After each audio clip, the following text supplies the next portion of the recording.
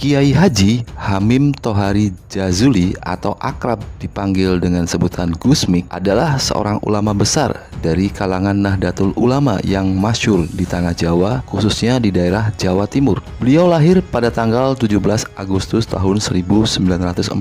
Beliau merupakan putra dari Kiai Haji Jazuli Usman yang merupakan ulama sufi dan ahli tarekat pendiri Pondok Pesantren Al-Falah Mojo, Kediri. Gusmik merupakan ulama karismatik yang tangguh dan memiliki kemampuan yang terkadang sulit dijangkau dengan akal logika. Gusmik memiliki spiritual dan derajat kerohanian yang memperkaya sikap, taat, dan patuh terhadap Tuhan. Namun, Gusmik tidak melupakan kepentingan manusia atau interaksi sosial. Hablum minallah wa hablum minanas. Hal ini dilakukan karena Gusmik mempunyai hubungan dan pergaulan yang sangat erat dengan almarhum Kiai Haji Hamid Pasuruan dan Kiai Ahmad Siddiq, serta melalui keterikatannya pada ritual zikir, yaitu zikrul gafilin atau pengingat mereka yang lupa. Gerakan-gerakan spiritual Gusmik inilah telah menjadi budaya di kalangan Nahdiyin atau kalangan Nahdlatul Ulama, seperti melakukan ziarah kubur ke makam-makam para waliullah yang ada di daerah Jawa maupun di luar Jawa dan sekitarnya. Berikut saya rangkum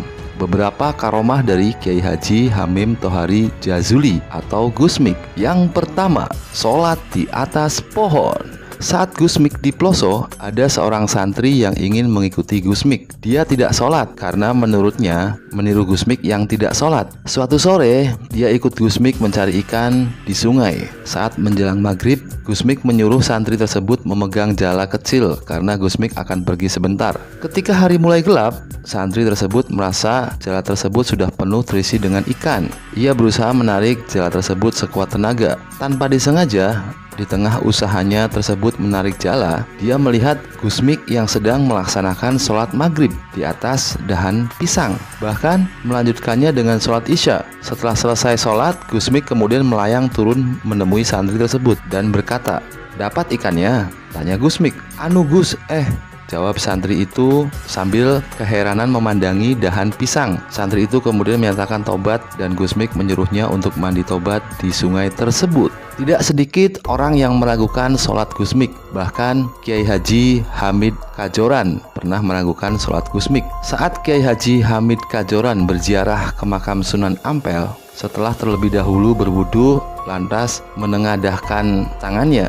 Dan saat itulah Kiai Hamid Kajoran melihat Gusmik yang sedang melaksanakan sholat di atas dahan pisang. Sejak saat itulah Kiai Haji Hamid Kajoran tidak berani lagi berburuk sangka atau suudzon kepada Gusmik. Pernah juga dikisahkan pada suatu ketika ada seorang yang bertamu ke rumah Kiai Haji Hamid Pasuruan. Yang tamu tersebut meragukan sholat Gusmik karena dia tidak pernah melihat secara langsung. Tamu tersebut ingin menemui Kiai Haji Hamid Pasuruan dan bermaksud untuk menanyakan perihal keraguannya tersebut. "Kalau itu yang kau tanyakan, cepat minta maaf. Kalau ingin tahu sholat Gusmik, ayo ikut saya," kata Kiai Haji Hamid Pasuruan. Kiai Haji Hamid Pasuruan pun kemudian membukakan jendela dan berkata, "Lihat, siapa yang sholat?" kata Kiai Haji Hamid. Orang itu gemetar, mukanya pucat pasi karena melihat Gusmik tengah menjalankan sholat di pucuk pohon mangga, hanya beralaskan daun-daunan saja. "Sudah, segera cari Gusmik dan minta maaf," kata Kiai Haji Hamid Pasuruan.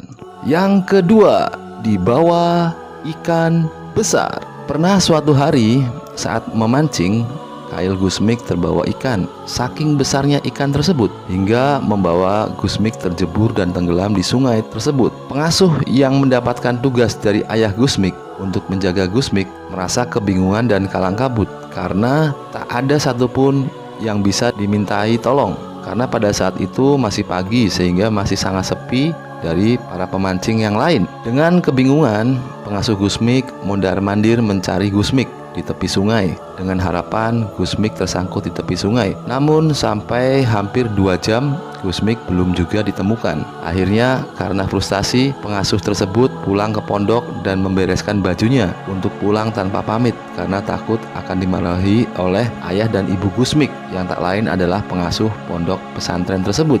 Dalam cerita Gusmik kepada pengikutnya, ternyata ikan itu merupakan ikan peliharaan gurunya yaitu Nabi Khidir alaihi salam dan membawa Gusmik kepada Nabi Khidir. Pertemuan itu Menurut Gusmik hanya sekitar 5 menit. Nyatanya Gusmik kembali ke daratan dan balik ke pondok pesantren pada jam 4 sore. Sedangkan pengasuh tersebut beberapa bulan kemudian kembali lagi ke pondok pesantren setelah mengetahui bahwa Gusmik telah kembali ke pondok pesantren dengan selamat. Pernah juga dikisahkan bahwa Gusmik sedang bermain di tepi sungai Brantas dan menonton orang yang sedang memancing. Pada saat banjir besar, Gusmik tak disangka tergelincir ke sungai dan hilang ditelan gulungan pusaran air. Sampai beberapa jam, santri yang ditugaskan oleh ayah Gusmik untuk menjaga Gusmik mencari di sepanjang pinggiran sungai dengan harapan Gusmik bisa ditemukan. Tetapi malah Gusmik muncul dari tengah-tengah sungai, berdiri dengan air hanya sebatas mata kaki. Karena saat itu Gusmik tengah berdiri di atas punggung ikan yang sangat besar, yang menurut Gusmik itu merupakan ikan peliharaan gurunya, yakni Nabi Khidir alaihi salam. Wallahu alam. Yang ketiga, berubah wujud menjadi 2. Gusmik yang kala itu berumur 9 tahun semakin tampak penuh dengan keajaiban. Ada beberapa peristiwa yang diketahui oleh halayak ramai, yakni berkaitan dengan wafatnya Kiai Haji Romli Peterongan Jombang, seorang mursyid dari Thorekoh Qadariyah, dikenal luas sebagai ulama besar. Pada hari itu datang utusan keluarga Kiai Haji Romli dari Peterongan kepada Kiai Haji Jazuli di Ploso untuk menyampaikan kabar duka wafatnya Kiai Haji Romli. Dan Kiai Haji Jazuli beserta keluarganya pun telah bersiap-siap berangkat guna untuk takziah ke daerah Peterongan. Sedangkan Gusmik kala itu sedang bermain di halaman. Ada sebagian kisah juga yang menyatakan bahwa Gusmik sedang enak-enakan tidur dalam kamar. "Mik, semua mau takziah ke Kiai Haji Romli Peterongan. Kamu ikut ndak?" tanya Kiai Haji Jazuli. "Males bah," jawab Gusmik sambil terus bermain-main. Akhirnya seluruh keluarga berangkat menuju Peterongan kecuali Gusmik yang sibuk bermain. Begitu tiba di Peterongan, disambut oleh Nyai Romli. "Alhamdulillah Kiai bisa datang," kata Nyai Romli. "Nyuwun sewu, Ami tidak ikut." Ami adalah panggilan dari Gusmik. Tadi dia diajak tapi tidak mau. "Lah, Gusmik sudah seminggu di sini menunggu Kiai Haji Romli sampai beliau wafat," jawab Nyai Romli. "Itu sedang bermain di halaman orangnya," tambah Nyai Romli. Setelah merasa cukup, Kiai Haji Jazuli kemudian berpamitan dengan penuh rasa penasaran terhadap putranya. Sesampainya di Ploso, Kiai Haji Jazuli memanggil Juwirin atau santri yang ditugaskan untuk menjaga Gusmik. Dan beliau berkata, "Selama aku pergi ke Peterongan, Anik pergi kemana saja?" tanya Kiai Haji Jazuli. "Gusmik tidak kemana-mana. Sejak Kiai pergi sampai sekarang Gusmik masih tidur-tiduran di kamar," jawab Juwairin. "Kamu jujur saja, tidak perlu berbohong untuk membela Amik," kata Kiai Haji Jazuli belum percaya. "Benar Kiai, saya tidak berbohong," jawab Juwairin. "Yang manakah yang benar? Gusmik yang sudah seminggu menunggu Kiai Haji Romli atau yang sedang di rumah sedang tidur? Wallahu alam bisawab." Pernah juga dikisahkan Gusmik selama 3 bulan tidak pernah keluar kamar dari rumah salah seorang santrinya. Santri tersebut bekerja di luar siang dan malam. Seiring bertemu dengan beberapa orang dari Madura, mereka ingin bertemu dengan Gusmik, tetapi santri Gusmik tersebut melarang karena sudah 3 malam Gusmik tidak mau keluar kamar atau sedang menyendiri di dalam kamarnya, tidak mau ditemui. Mereka, para tamu orang Madura tersebut, merasa marah karena merasa sudah dibohongi oleh santri Gusmik. Mereka menyatakan bahwa beberapa hari ini Gusmik bersama mereka di Madura. Yang keempat, merubah tanah liat menjadi obat mujarab. Gusmik juga dikenal bisa mengubah benda menjadi obat. Pernah dikisahkan suatu kali ada seorang yang tergopoh-gopoh ingin menyeberangi sungai untuk mencarikan obat untuk istrinya yang sedang kesakitan, yaitu sakit perut.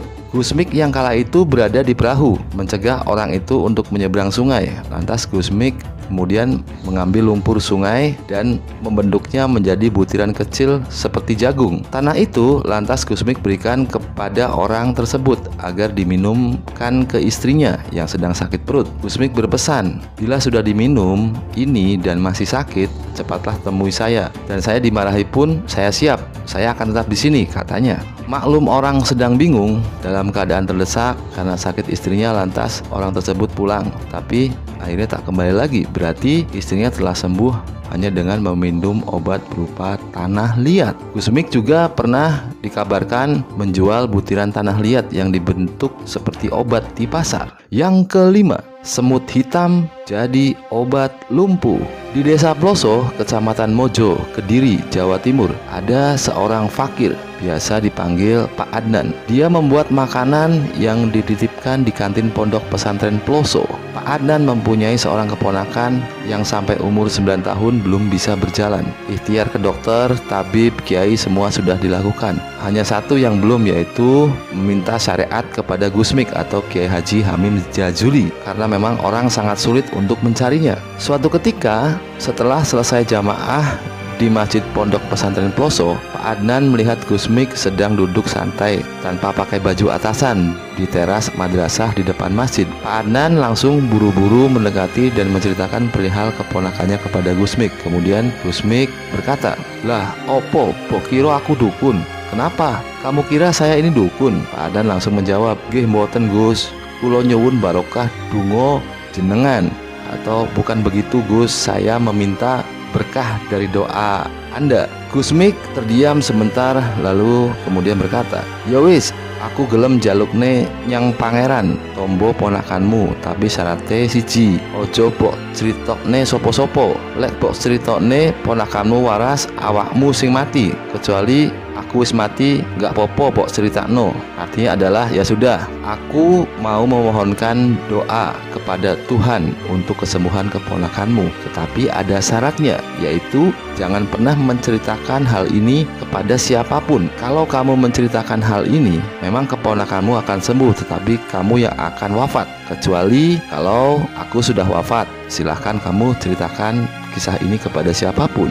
Pak Adnan menjawab, "Nggih Gus." Gusmik kemudian berkata, "Saiki mulihno, golekno semut sing rupane ireng, terus dulangno nyang ponakanmu." Artinya adalah, sekarang pulanglah dan cari semut yang berwarna hitam, kemudian suapilah kepada keponakanmu, atau keponakannya dikasih makan semut yang warna hitam. Dengan mantap Pak Adnan pulang dan mencari semut hitam dan disuapkan kepada ponakannya yang usia 9 tahun. Lalu Pak Adnan keluar. Kembali 1 jam kemudian, ditengoklah si keponakannya ternyata sudah tidak ada di kasurnya. Dicari-cari ternyata ada di sumur sedang menimba air.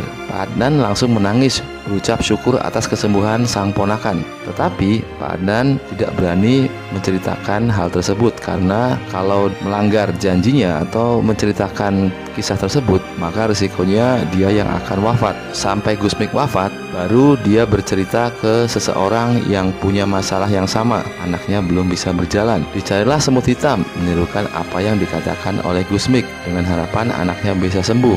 Sampai habis semut berkilo-kilo, si anak belum bisa berjalan juga. Jelas bukan faktor semut, tapi faktor karomah dan doa dari Kiai Haji Hamim Tohari Jazuli atau Gusmik. Wallahu alam bisawab.